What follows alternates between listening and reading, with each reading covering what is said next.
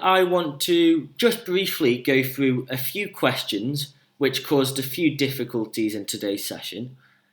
Both of these questions are from the variable acceleration chapter, which is chapter 11 on the Edexcel scheme of work, and they both involve us manipulating our displacement and our velocity and our acceleration in some way in order to answer particular questions. So for this first one, the few key hints that I'm going to give you are, we first of all need to work out what we're given, and we need to work out what they want us to find.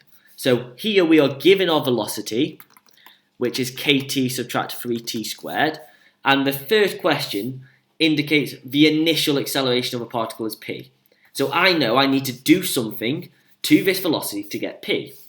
That thing that I need to do is differentiate, and I need to differentiate with respect to t, and that would give me my acceleration because a gradient on a velocity time graph is our acceleration. So therefore my acceleration for this system would be k subtract 6t.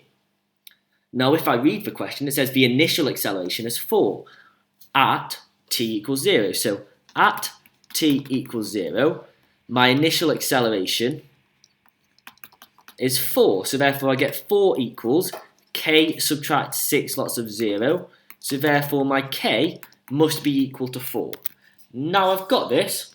That's all the information that I need for part A. Find the value of k, which I've done.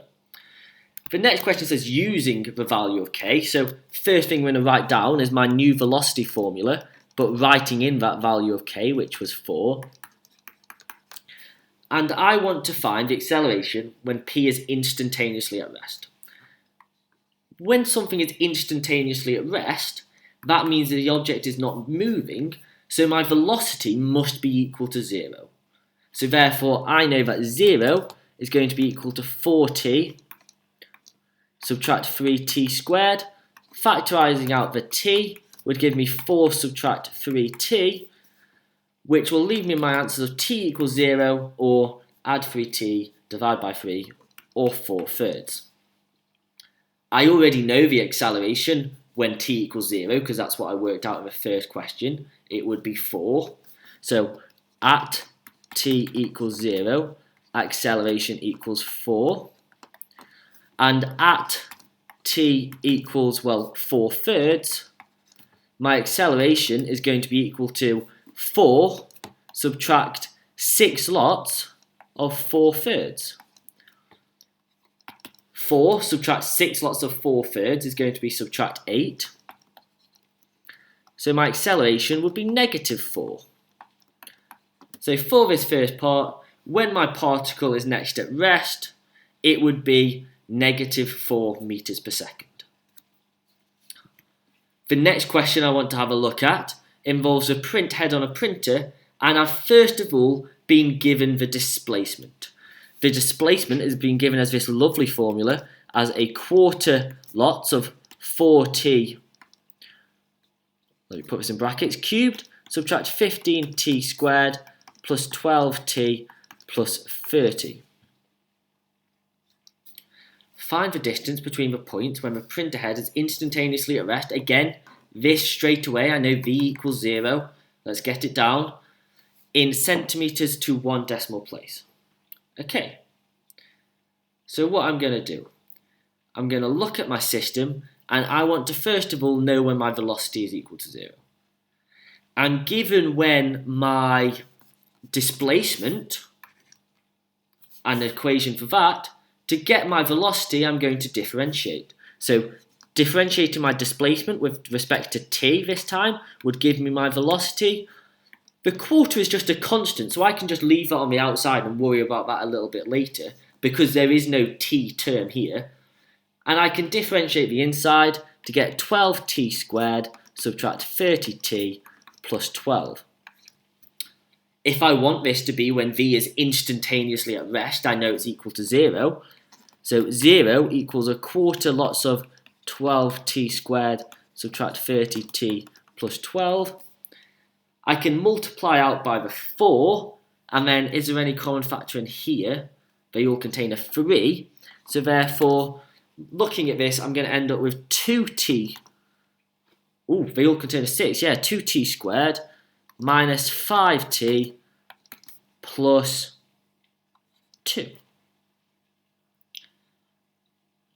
Just going to look if it factorises. We're going to get 2t subtract 1, and t subtract 2 would be equal to 0. So therefore I get a value of t equals 0.5 or t equals positive 2. I've not finished the question yet, but I've got to a nice starting point where I've done my first section of the question. I've worked out when my printer head is instantaneously at rest, so now I'm going to have two solutions. To find the distance between them, I need to find the distance at 0.5 and the distance at 2. So, when t equals 0.5, I'm going to work out my displacement, which is going to be a quarter of 4 lots of 0.5 cubed, subtract 15 lots of 0.5 squared, plus 12 lots of 0.5 plus 30. Working that out, it's going to be 8.1875.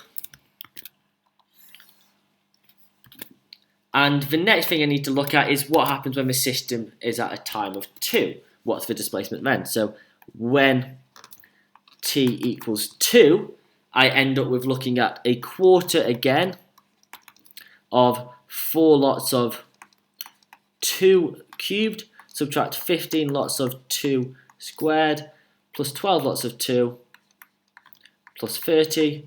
And again, just backing that up on my calculator, just typing it in, we end up with a 6.5. And these are going to be in centimetres. Just checking from the question. My final thing, I'm going to read the question again. Find the distance between the points. So the distance between the points is going to be 8.1875, subtract 6.5, which is going to give me 1.6875 centimetres. To 1 decimal place is going to be 1.7 centimetres.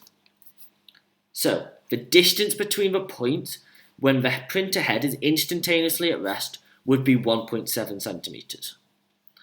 Thank you for watching the video, and I hope you've gained some new skill or maybe learned how to approach an exam style question and breaking it down into what the points would be and how we can get full marks on these. So thank you for watching, and I'll see you in the next video.